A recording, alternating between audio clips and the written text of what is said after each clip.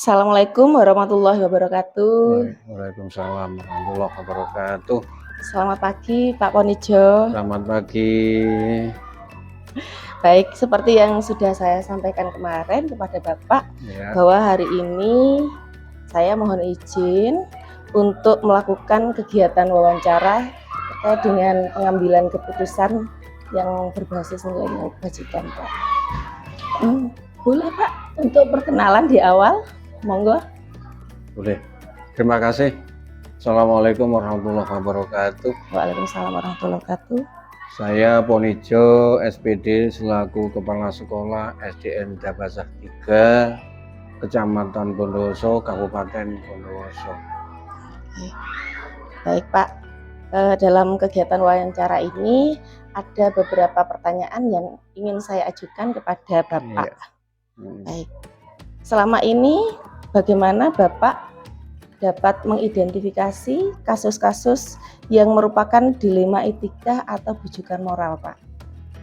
Terima kasih Bu Ika, selaku satu-satunya guru penggerak yang ada di SD Dabasah 3. Mudah-mudahan dengan adanya nanti kedepannya akan bermanfaat dan akan lebih baik, lalu membawa dampak yang positif.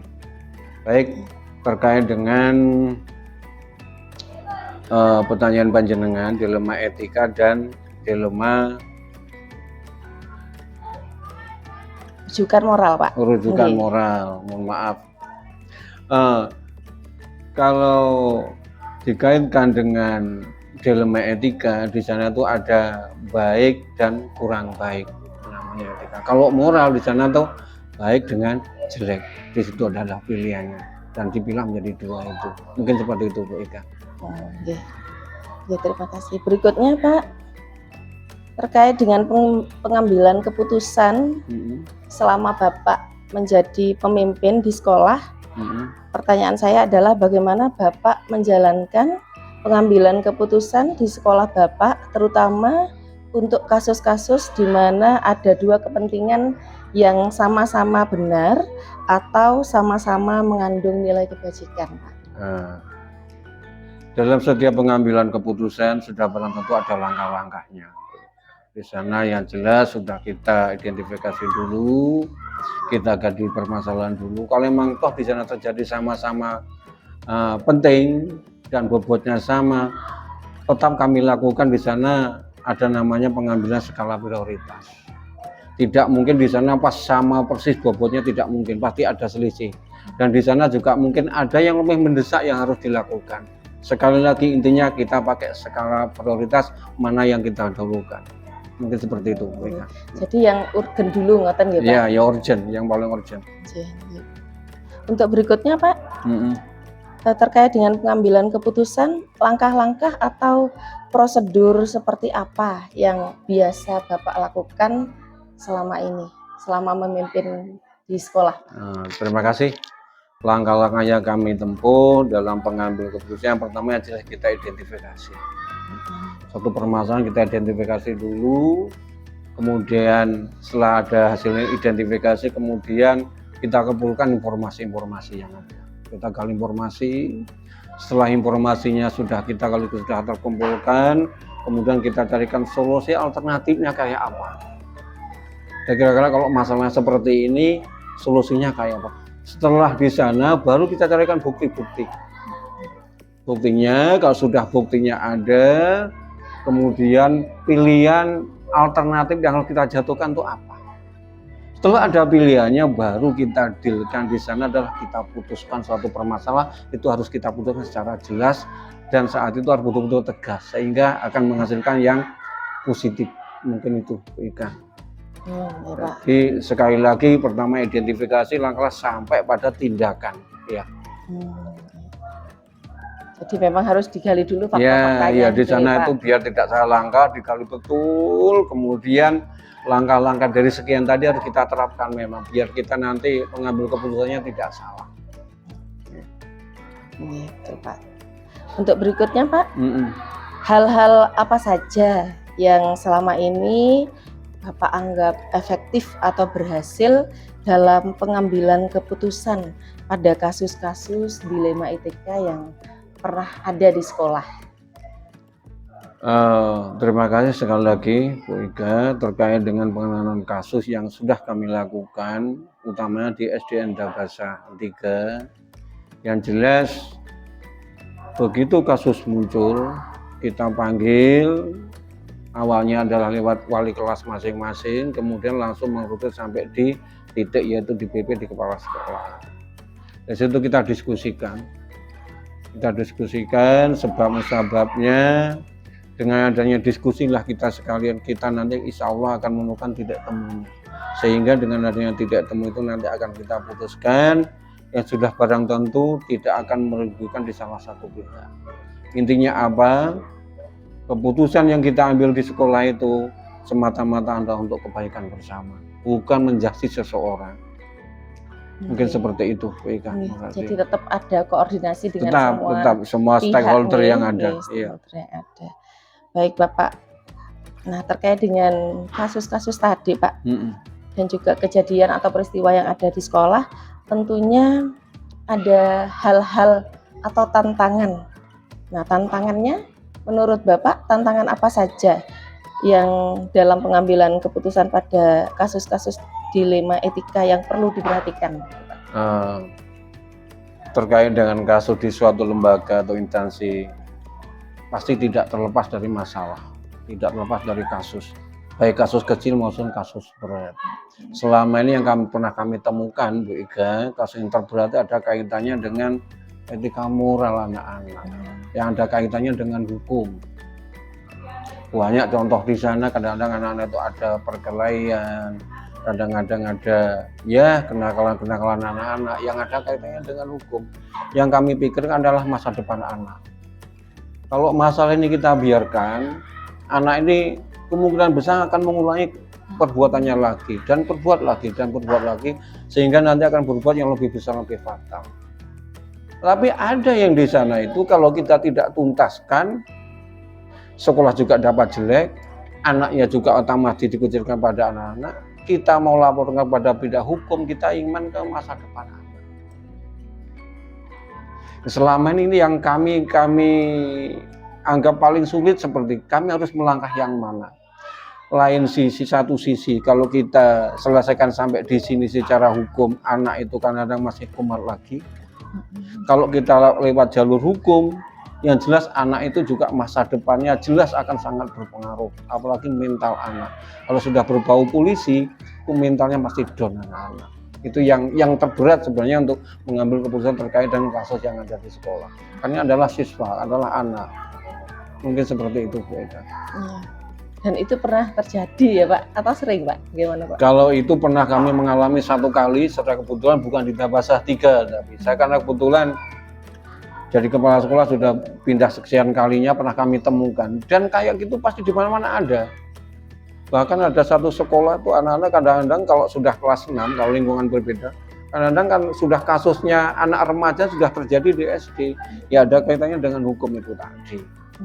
Kalau sampai itu kita lakukan, tuntaskan secara hukum, kan masa depannya anak itu jelas akan sangat berpengaruh. Kelakuan baiknya, apalagi moralnya, dan lain sebagainya. Mungkin seperti itu. Itu tantangannya ya Pak? Tantangannya seperti itu. Ya. Untuk berikutnya, apakah Bapak memiliki sebuah tata kala atau jadwal tertentu Pak dalam sebuah penyelesaian kasus dilema etika? Apakah Bapak juga langsung menyelesaikan di tempat atau memiliki sebuah jadwal untuk penyelesaiannya, bentuk atau prosedurnya seperti apa yang dijalankan selama ini? Begini, kasus itu munculnya kan secara insidental. Jadi belum tentu dalam 1 minggu itu akan muncul kasus seperti itu. Sudah pasti bahwasanya penanganan kasus ini tidak terjadwal bagi kami. Tapi dengan catatan begitu kasus muncul harus kita selesaikan saat itu juga. Kita tidak menunggu waktu besok atau lusa. Bagaimana seandainya terjadi kepala sekolah tidak ada di tempat, seandainya ada kegiatan keluar, di sana ada guru kelasnya, ada wakil dari kepala sekolah itu ada kalau di Dabasa 3. Nah itu nanti yang menghandle sementara di sana. Jadi tidak usah menunggu besok-besok terjadwal begini-begini, tidak usah. Lebih cepat akan lebih baik. Mungkin seperti itu, Bu Eka. Jadi tergantung, misalkan ada masalah, Bapak langsung menyelesaikan langsung gitu ya. diselesaikan. Jadi tidak usah menunda-nunda sampai besok atau lusa, tidak ada jadwal khusus, intinya seperti itu. Terima kasih Pak. Kemudian adakah seseorang Pak atau faktor-faktor apa yang selama ini mempermudah atau membantu Bapak dalam pengambilan keputusan dalam kasus-kasus dilema etika? Iya. Kita dalam penanganan suatu kasus, apalagi suatu lembaga, organisasi manapun, pasti di sana harus diselesaikan bareng-bareng. Artinya di sana ada sistem. Tidak mungkin akan bisa kerja sendiri tanpa bantuan orang lain. Khususnya di SD Dabasah 3, kasus ini ada beberapa elemen yang kami rangkum. Berarti yang pertama adalah dari semua elemen guru, pendidik dan tenaga kependidikan. Yang kedua juga kita merangkul dari pihak orang tua. Masukan orang tua itu sangat penting, karena meskipun bagaimana, karena karakter dan kebiasaan lingkungan itu akan sangat berpengaruh pada tingkah laku anak. Dan juga yang terakhir yang tidak kalah pentingnya adalah dari siswa sendiri. Apapun upaya kita, tapi kalau anak-anak tidak kita sadarkan dengan benar, akan sering masih terulang kembali dengan kasus. Intinya, kasus ini akan bisa kami selesaikan kerjasama pertama dari pihak guru, harus betul-betul tahu itu, kemudian dari pihak orang tua siswa, bahkan mungkin ditambah dengan komite sekolah. Yang terakhir adalah dukungan atau kesadaran dari siswa itu sendiri. Kalau itu sudah kerjasama dengan baik, sistemnya akan jalan dengan baik, insya Allah kejadian itu meskipun tidak 100%, insya Allah akan berkurang sangat drastis. Artinya pelibatan seluruh pihak atau warga sekolah ini. Iya, semua stakeholder yang ada di sekolah harus kita libatkan. Terima kasih Pak. Nah, ini yang terakhir ini Pak. Dari semua hal yang sudah Bapak sampaikan, pembelajaran apa yang bisa Bapak petik dari pengalaman Bapak mengambil keputusan dilema etika? Begini, di dunia ini memang tidak ada orang yang sempurna, apalagi dunia anak-anak. Tidak, yang pasti ada yang pernah mengalami kekeliruan, kesalahan. Tapi dengan adanya kejadian-kejadian yang menimpa anak-anak, minimal harus kita cegah sedini mungkin. Karena kalau itu kita biarkan, apalagi yang namanya dunia anak-anak, semakin besar akan semakin jadi-jadi. Makanya kita tetap sepakat bahwa minimal di sana kita akan menekan angka kenakalan anak, angka pertukaran dan lain sebagainya. Kemudian prinsip kami, sebaik-baiknya anak, sebaik-baiknya orang itu kalau sudah mengalami kesalahan harus minta maaf dan mengakui kesalahannya. Dan yang terbaik bagi kami setelah mengakui kesalahannya, minta maaf, di sana ada semua yang dilakukan. Yang terpenting adalah akan bermanfaat kepada orang-orang di sekitarnya. Itu yang terpenting. Oke. Jadi ini Pak kaitannya ini, permintaan maaf itu sangat penting ketika seseorang melakukan sebuah kesalahan. Dan mengakui kejujurannya lagi. Dan kejujuran. Kemudian memang pada prinsip agama kita, orang yang terbaik itulah orang yang memang bermanfaat kepada orang lain di sekitarnya, kepada teman-temannya. Intinya akan ke situ. Terima kasih. Nantinya anak-anak harapannya bisa menjadi orang yang bermanfaat bagi orang lain, ngerti Pak? Baik Pak, saya ucapkan terima kasih Pak atas kesempatan yang telah diberikan oleh Bapak dalam kegiatan wawancara ini, dan terima kasih juga atas dukungannya, karena wawancara ini adalah tugas kami di modul 3.1 Pak, untuk mencari dan menggali informasi dari kepala sekolah terkait dengan pengambilan keputusan. Sama-sama Bu Ika, mudah-mudahan pertemuan ini atau wawancara ini sangat bermanfaat, dan mudah-mudahan sampai kebutuhan di angkatan 7 angkatan 7 mudah-mudahan nanti selesai tepat pada waktunya dan ilmunya bisa diterapkan di lembaga ini sehingga akan berkembang lebih baik dan bermanfaat kepada semua elemen yang ada di lembaga ini. Terima kasih, sekali lagi terima kasih. Assalamualaikum warahmatullahi wabarakatuh. Waalaikumsalam warahmatullahi wabarakatuh.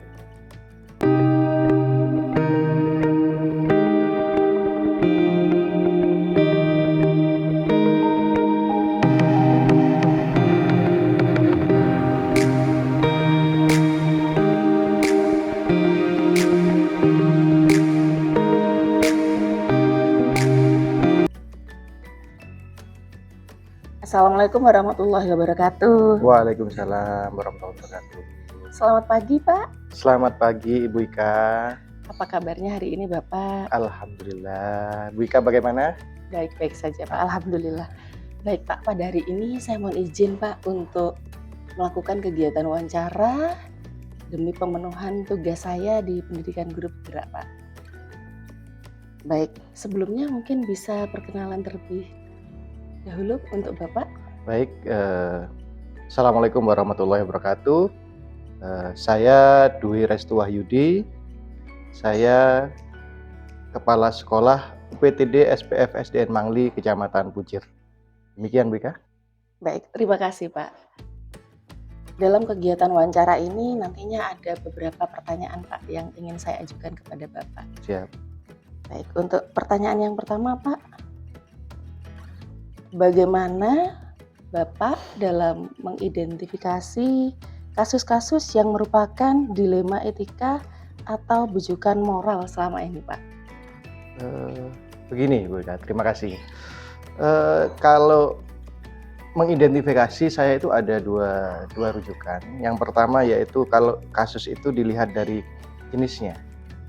Kalau melihat kasus-kasus yang mengenai pelanggaran-pelanggaran, itu saya rasa itu lebih ke bujukan moral, karena itu moral itu kan menyangkut mungkin ada aturan dan lain sebagainya.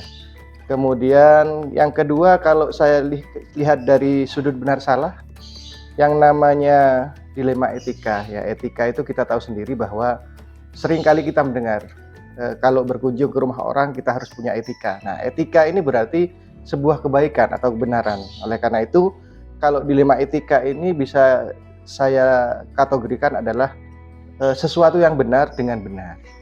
Kemudian untuk yang bujukan moral, bujukan moral itu lebih ke sesuatu yang benar dan salah. Demikian, Beka. Baik, terima kasih, Pak. Kemudian bagaimana Bapak menjalankan pengambilan keputusan di sekolah Bapak, terutama untuk kasus-kasus di mana ada dua kepentingan yang sama-sama benar atau sama-sama mengandung nilai kebajikan, Pak? Kalau sama-sama benar ini memang agak sulit ya Ibu Ika ya, agak sulit karena kita harus benar-benar memilih, karena dan di mana dua hal tersebut kepentingannya sama-sama benar ya. Tapi di sini kita pertimbangkan lagi mana yang lebih urgent, mana yang lebih penting, mana yang jadi prioritas. Kemudian juga nilai-nilainya itu yang nilai kebaikannya itu lebih besar manfaatnya bagi kita. Jadi saya mengambil keputusannya demikian. Jadi memang yang pertama itu skala prioritas. Betul. Kemudian yang kedua lebih mengutamakan kepentingan orang banyak, begitu ya, Pak? Betul. Baik. Lalu langkah-langkah apa, Pak? Atau prosedur seperti apa yang biasa Bapak lakukan selama ini? Ya seperti biasa nih Bu Ika. Jadi yang pertama kalau ada kasus atau ada kejadian seperti itu, kita identifikasi dulu. Kemudian setelah itu kita timbang, ya kita menimbang, kemudian kita cari solusi, baru setelah itu kita ambil keputusannya. Dimulai dari identifikasi dulu, kemudian mempertimbangkan, begitu Pak? Ya. Dicari keputusan, solusi terlebih dahulu, kemudian baru Bapak mengambil keputusan, begitu nggih? Ya. Dan hal-hal apa saja nih Pak yang selama ini Bapak anggap efektif atau berhasil dalam pengambilan keputusan pada kasus-kasus yang berkaitan dengan dilema etika, Pak? Ya. Yang sangat-sangat penting bagi saya yaitu identifikasi. Tentunya yaitu menelaah. Jadi seperti kata orang luar negeri di sana ada 5W dan 1H. Jadi kita harus tahu apa, siapa, bagaimana, mengapa, di mana, dan kapan kejadian itu. Jadi itu yang terpenting. Kemudian kita harus tahu sifatnya yang kita prioritaskan apa. Kemudian yang ketiga, kita harus tepat dalam pengambilan solusi atau alternatif keputusannya itu. Baik, Pak. Nah, pastinya dalam pengambilan keputusan itu ada tantangan ya, Pak ya. Oh, pasti. Nah, yang ingin saya tanyakan di sini, tantangan dalam pengambilan keputusan pada kasus-kasus dilema etika seperti apa, Pak? Kalau dilema etika itu kan dasarnya adalah kebajikan menurut saya. Dasarnya kebajikan, jadi perlu kita pertimbangkan adanya aturan-aturan dan juga yang terpenting adalah nilai rasa. Karena yang jelas kita tidak bisa sebagai manusia kita tidak bisa mengesampingkan itu, gitu. Jadi kesulitan kita akan terbentur pada nilai rasa itu, entah kasihan atau bagaimana, ya demikian gitu. Nilai kasihan ya, Pak ya, Iya. yang lebih ini menurut Bapak gitu. Iya, kalau ke anak-anak mungkin ya, ke siswa, kasusnya di siswa kita juga memikirkan itu. Dengan usia mereka yang masih dalam taraf perkembangan, mungkin kita tidak bisa memberikan sanksi harus begini. Kita lebih mempertimbangkan rasa nilai rasa. Nilai rasa. Rasanya, iya. Itu untuk siswa nih, Pak. Iya. Kalau misalkan dalam internal guru, Pak, bagaimana Pak Iya. tantangannya? Kembali lagi, misalnya ada contoh di rumah ada keluarga yang sakit, seorang guru tidak bisa masuk ke sekolah. Kalau saya selaku kepala sekolah yang otoriter, saya akan bilang tidak boleh.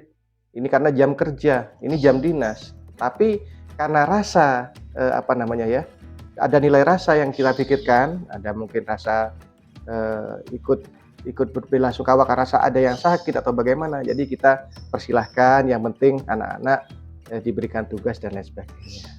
Gitu ya Pak. Yeah. Baik.